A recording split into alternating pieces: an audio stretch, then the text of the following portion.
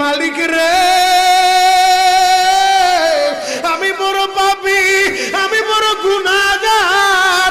ও দয়ার আল্লাহ, আমি 10 বছর তোমার গোলামি করি নাই, আমি 20 বছর গোলামি করি নাই। আল্লাহ আজকে মনিরুল ইসলাম শরীয়তপুরী আমার ভাই শোনা গেছে তোমারে বন্ধু বানাইলে ওই জান্নাত পাওয়া যাবে। মালিক রে তুমি আমারে দাও না মাফ কইরা।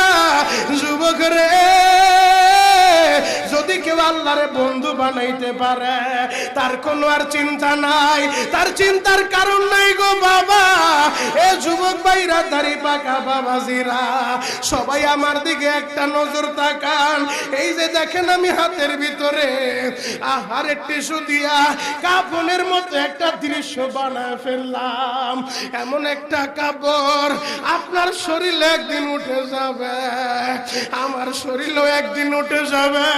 ও চেয়ারম্যান ভাইরা, ও মেম্বার ভাইরা, ও নেতা ভাইরা, ও আলেম ভাইরা, এখন কাঁদতে বলছি শুধু কাঁদবা। জীবনে কত জায়গায় আমরা গোসল করলাম। আহারে কক্সবাজার ঘুরতে যাইয়া সমুদ্রের ভিতরে গোসল করলা, কুয়াকাটায় ঘুরতে যাইয়া সমুদ্রে গোসল করলা।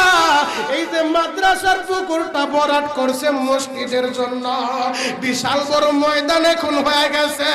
এই পুকুরের ভিতরে কত মানুষ গোসল করছে, আবার পিছনে একটা বিরাট পুকুর হয়ে গেছে, ওই পুকুরে কত মানুষ গোসল করবে। ও সোনামুখীর বাবা গো, তোমার বাড়িতে নিজের টিউবওয়েলে কতদিন তুমি গোসল করছো?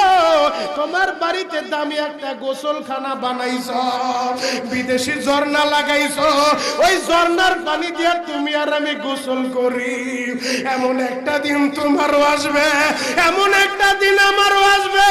আহার ওই ঝর্ণার পানির গোসল আমার হবে না, পুকুরের পানির গোসল হবে না, আমার আপনার একটা গোসল দিবে। কেমন গোসল দিবে জানেননি?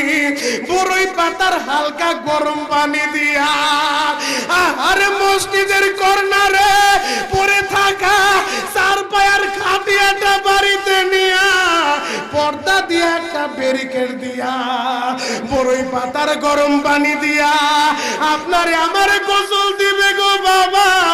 ওই গোসলটা যেদিন দেওয়া হবে আহারে এরপরে আর দামি কাপড় পরতে দিবে না।